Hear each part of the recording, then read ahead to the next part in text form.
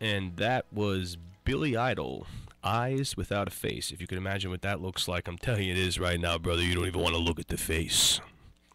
So, I'm over here with a good friend of mine, pretty much family at this point. We got a very special guest who's going to be here with us soon as he gets off from his busy schedule.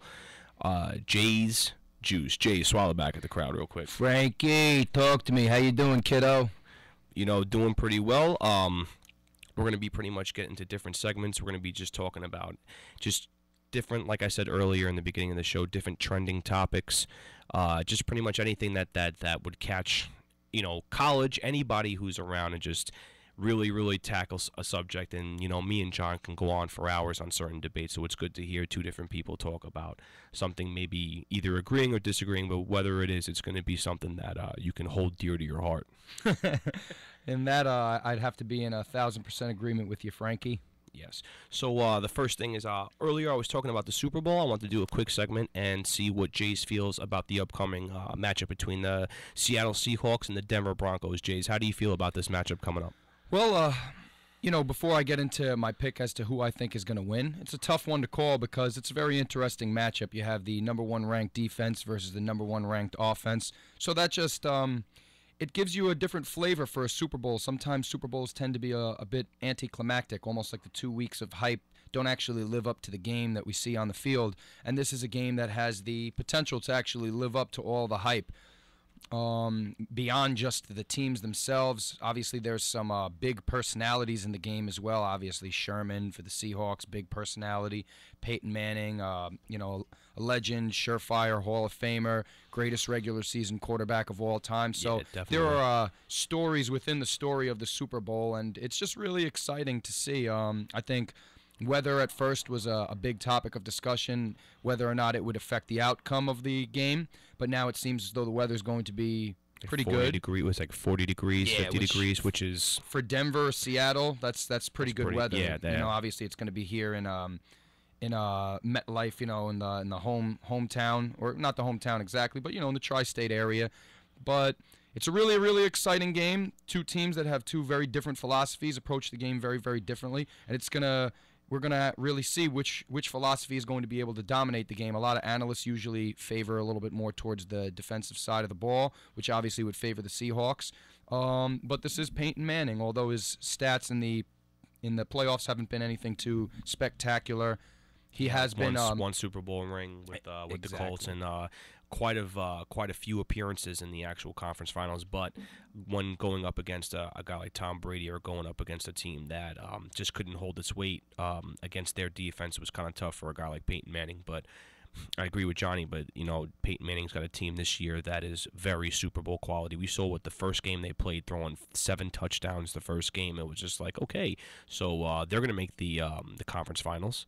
Yeah, I think even going into the season, they were a favorite to possibly make it all the way and take it all the way. Last year they were as well, and the debate has been tossed around whether or not this will be Peyton's last year. I simply don't see that happening because he seems to have a lot left in the tank. With a lot of great quarterbacks who eventually do call it quits, they can't handle the pain anymore. They can't handle the physical strain that it takes to be an NFL player anymore.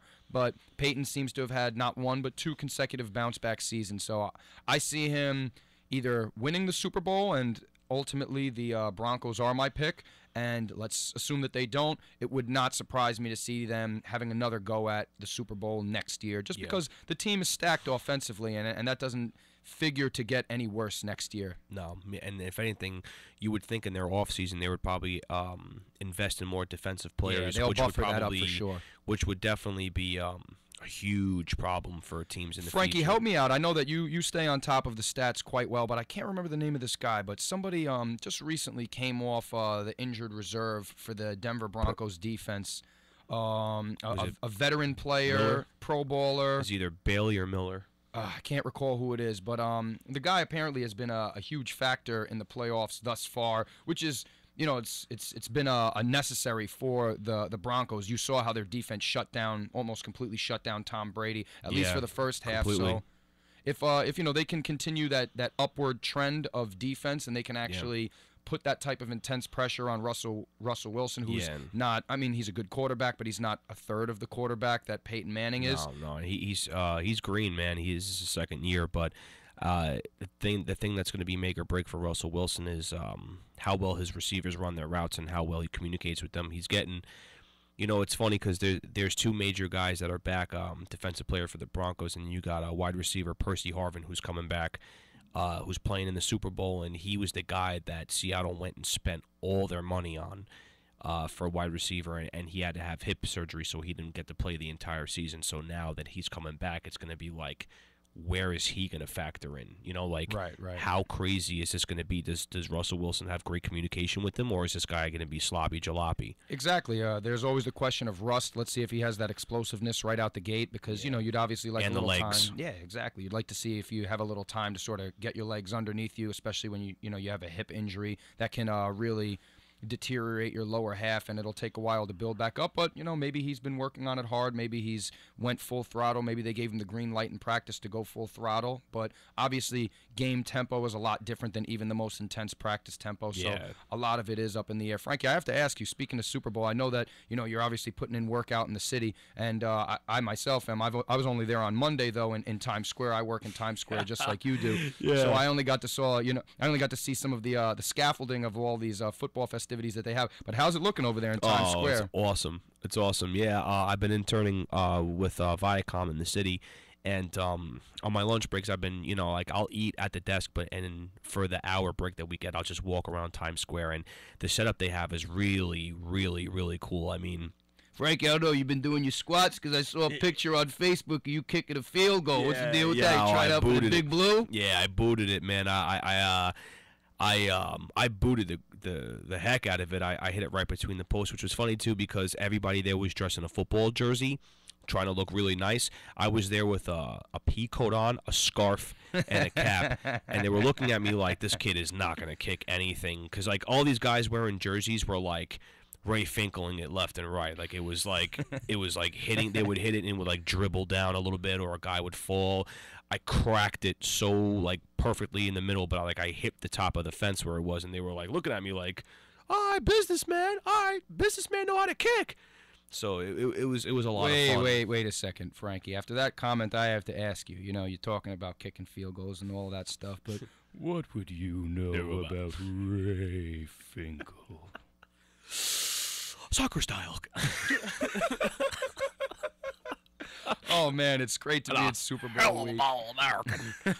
And a clean pair of shorts. No, but for all you folks out there getting ready for the Super Bowl, it's going to be. I would personally recommend watching this one. Maybe sometimes people get a little disappointed with blowouts in the Super Bowl. I would highly doubt it would be a blowout. The only possible way I could see a potential blowout or a shutout is if Peyton is on his. If Peyton is not on his game, because at the end of the day, Peyton is the one who makes the motor go of that team. Yeah, so if by time. some chance he just has an off game and maybe mirrors some of his previous playoff performances from years past, well, that's a hard hit for the Denver Broncos to take, as opposed to the Seahawks. If Russell Wilson is not on top of his game, while he's a good quarterback, he's not really the cornerstone of their philosophy of defenses. Yeah, exactly. Like to me, their home run hitter is their defense, and Marshawn Lynch, their running back.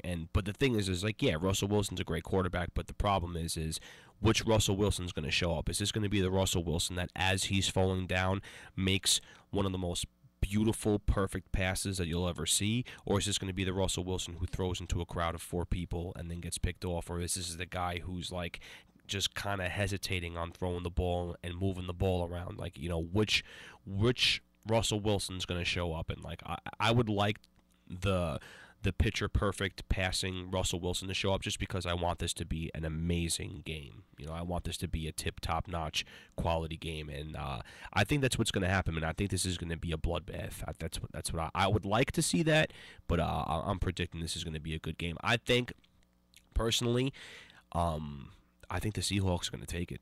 Yeah, I mean, one thing I have to say is think you and Seattle's gonna take it, man. I actually both predicted two teams that were going to be in the Super Bowl this year. You predicted the Seahawks, and I predicted the Broncos. Yeah. I mean, not to say that we're necessarily geniuses for that, because the teams were just built so well, and the Seahawks last year had an extremely solid defense already, and Russell Wilson had come into his own. The Broncos were a powerhouse team last year, so it wasn't necessarily too hard to predict. But by the same token, we most certainly did predict that, and it's very, very exciting. We talk about stories within stories. It's also, in a certain respect, it's a young team, a team of guys who have never been there against a veteran team. You can't say everybody on the Broncos has been there, but there have been guys who have been there, done that, particularly, obviously, their quarterback. So it's interesting to see. The guy they just newly acquired off the offseason, who's no stranger to a Super Bowl, man. I mean, he was Tom Brady's favorite East Coast target. type champion, you know? Yeah, exactly. He was Tom Brady's favorite target for a while. And now he's got Demaryius Thomas, who scores maybe 2 touchdowns a game. Eric Decker, who is another amazing football player. I mean, this is going to be.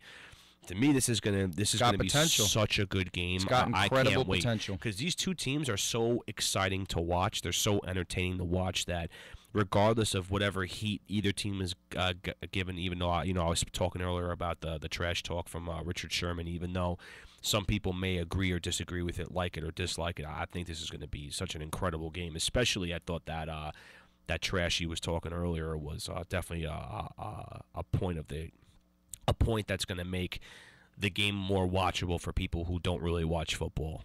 Yeah, he's transcended into he already had the skill of a Pro Bowler, as he was a Pro Bowler. Yeah. But in a certain respect, a lot of people dislike that, and I'm actually on that boat. I prefer, when I'm watching sports, for people to do the talking on the field, not to the media. After the game. Yeah. However, from a PR standpoint, he's more of a celebrity now than he was 2 weeks ago. Ever. Yeah. So in today's world, for some reason, maybe we can't relate to it. We're of a bit of an older generation, but for some reason, in today's world, really being vocal in front of those cameras, in front of that mic, when the media is there, it propels you to that next level of superstardom. And it's a shame that your skills on the field are not enough, even though clearly his skills on the field are enough. But the media eats up what the media eats up, and it is what it is. Yeah, no, that's the trending nowadays. Like all that, like whatever's going to cause attention, or whatever is going to cause some sort of a dramatic situation, or overlooking something. Which I don't think anyone overlooked by saying that he was getting kind of crazy, because, like I said earlier, you just won the most important game of your career. That's going to get you more money next year. And you're worried about a guy you just blanketed and like completely embarrassed just the whole game. Completely outplayed.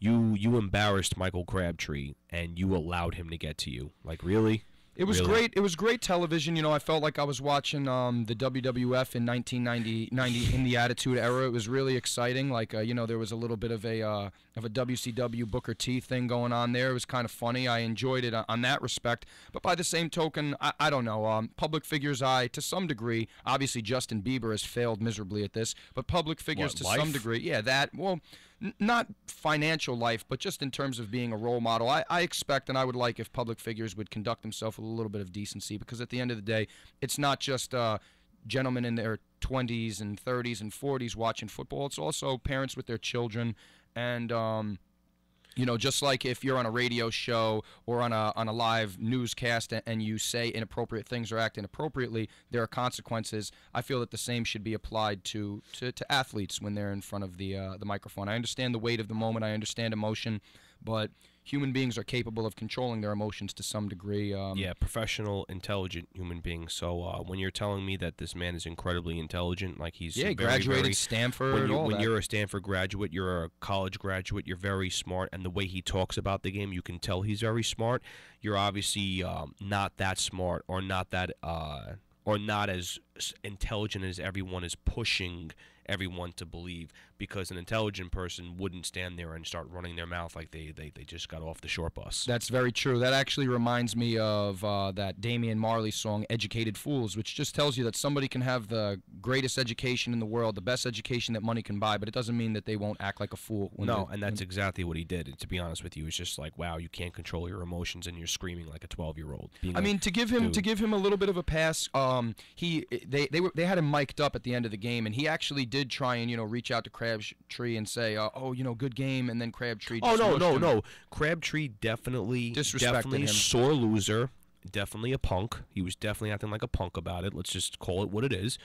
And Sherman could have then turned around and just been like the better man. He could have honestly have been the collegiate, super intelligent person that everyone's saying he is.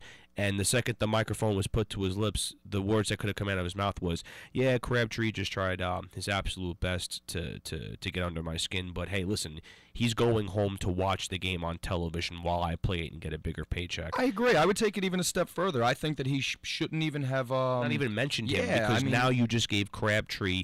Now you just put Crabtree in the limelight. You just gave him a reason for people to mention his name every time they talk about you. And on top of that, you took your team overall, the team effort that it took to beat them out of the limelight, and that was the one thing he did say he was regretful of. No, of course, it's because he was being selfish about it, and it's ridiculous. And then of course, he made it into a further issue into that I don't want to really talk about. But I do have a clip.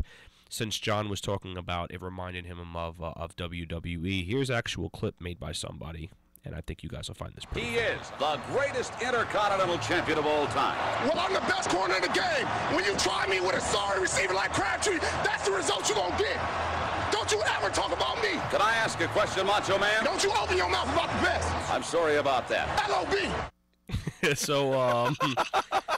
So that was Richard Sherman and Mean Gene Okerlund. Mean Gene Okerlund. Oh, his interviews were the best. Talk about somebody who can hold an interview, man. Yeah. So that's what Richard Sherman sounded like. He sounded like a professional wrestler. But besides that, I don't want to talk too much about this man's professional attitude or lack thereof. Pretty much, Johnny's thinking. You thinking Broncos? I would like to think Broncos. I'm just like everybody out there, I'm a big Peyton Manning fan. Yeah, same here. And at the end of the day, beyond just being a fan, he's only won one Super Bowl. So I think it would be cool if he could match Eli, get his second Super Bowl. That would be great. I think his legacy is established regardless. If he retired tomorrow, he would still be in the Hall of Fame, still be ranked as definitely a top 10 universally and arguably a top 5 quarterback of all time.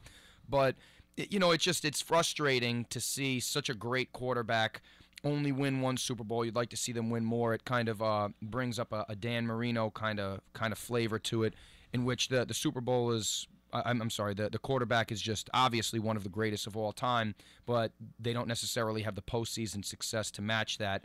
And at the end of the day, you can't really deny a Dan Marino or a Peyton Manning, but it would just be nice to put an exclamation point on such a great career. And not to say he won't be back 3 times, but hey, if he's back 3 times, it makes it even more exciting, and it makes it more exciting for this generation of sports fans to know that we were able to appreciate greatness, whether it was Michael Jordan to LeBron James, Derek Jeter, Peyton Manning. It's just such a great era of sports, and it'd be great to see a 37-year-old, win a second Super Bowl. It just doesn't happen very often. No, he's the man. I think here's the thing. I want Broncos, but I think Seattle's going to win this game. But I want the Broncos to win.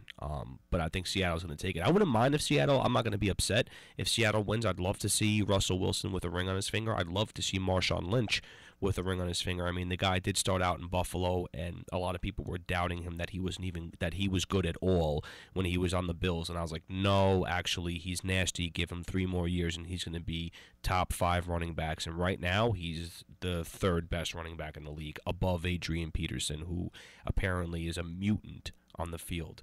So well, it shows you put a player in a winning position, you surround them with talent, and then they can actually show their talent. Not to say that the Buffalo Bills aren't talented, because they generally, you and I have discussed this, they generally they're tough, have talented teams, but there's just, I don't know what it is, it's just something about that locker room up in Buffalo where the chemistry just doesn't gel, and probably the water. Yeah, it may be that water, maybe probably it filters in from Canada or what have you, and which is not a great thing. Speaking of which, when we talk about Canada and water, what is this deal about fake snow? Have you heard about this, Frankie? That I haven't heard. Yeah, there's been this news circulating around the different social medias about people were trying to burn the snow that's been falling in their backyards, with lighters, and the snow's been turning black instead of melting. So I'm wondering if maybe they're shipping some of that fake snow over to Buffalo and putting it in their Gatorade to ice it down or something. Because I mean, these guys. I went into this year. I gambled. I bet $200 that the Bills were going to make it into the playoffs as a wild card. And guess where that $200 went? I pretty much sealed it into an envelope. I created a nice little paper airplane, but it was made out of a nice big cardboard poster so that it could just catch the extra distance. And I sailed it right across to my opponent, and they got to just keep that $200 and probably drop it at Sue's Rendezvous. Which is a local juice bar if you guys aren't very knowledgeable about what Sue's is. But with that being said, we're going to click right on over to a song when we come back. Frankie 2 Times and Jaze Juice are going to fill your ears with some more deliciousness. Stay tuned. Don't go anywhere, and leave that tab button off.